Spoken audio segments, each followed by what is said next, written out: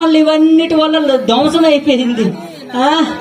ఇవన్నీ బెజార్లు పడి రైతాడు పొట్ట చేతలు పట్టుకొని ఈదుల్లాడు తిరుక్కొని అడుక్కున్నాడు పరిస్థితి అయిపోయింది.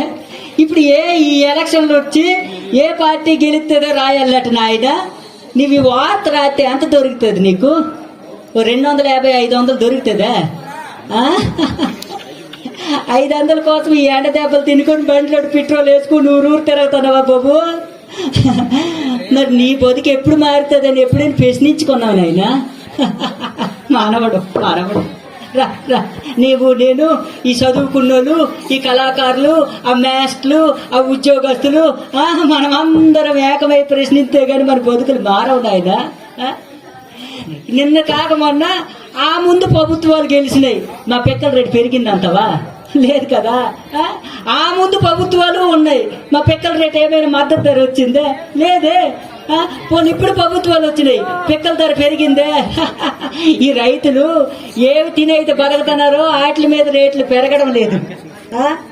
ఏదైతే ఈ రైతులకు అవసరమో, ఈ ప్రజలకు అవసరమో ఆ నిత్యావసర వస్తువుల మీద రేట్లు తరగడం లేదు, పెరుగుతూనే ఉన్నాయి. కానీ అవసరం లేని వాటి మీద రేట్లు తగ్గించి పెద్ద పెద్ద కంపెనీ వాళ్ళకి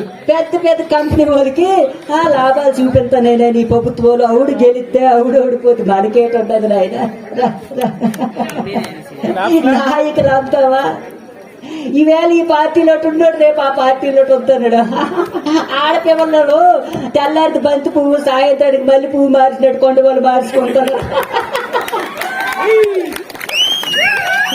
అంతా కూడా మనకేడుకునైనా ఇక్కడ లేడు పోటు పోతాయి. ఈసారి నా పేరు రాసి కొట్టాను, నిన్ను వచ్చినాడు పలానోడు చెప్పినాడు, నా పేరు రాసి నా ఫోటో తీసిన పేపర్లు ఎత్తాడు, తెల్లారు అవుతాడు. మా ఇంటి ముందు ఎంత మంచి అలా అయిపోతారు. అయ్యా కళాకారులారా, కళాకారులారా, మేధావులారా, మీకే ప్రశ్నిస్తాను. ఈవేళ ఆడపిల్ల జాకెట్ మీద పాటలు రాసిన కళాకారులారా, ఆడపిల్ల కడపెక్కల సైజును వర్ణించే కళాకారులారా, ఆడపిల్ల నడుము సన్నము నడిచెళ్తుంది గుబ్బు గొప్పు సొప్పుడు మీద రాసే కళాకారులారా, మీ తల్లిదండ్రులు ఈ ఎండలోట ఎండిపోతున్నారు పిక్కలు ఆడడానికి. దానికి మద్దతు ధర రావట్లేదని ఒక్క అక్షరం రాయలేకపోతున్నారా? అయ్యా నాయన, నిజమైన మనకు మనమే బిల్లులు పెట్టుకుంటున్నాము.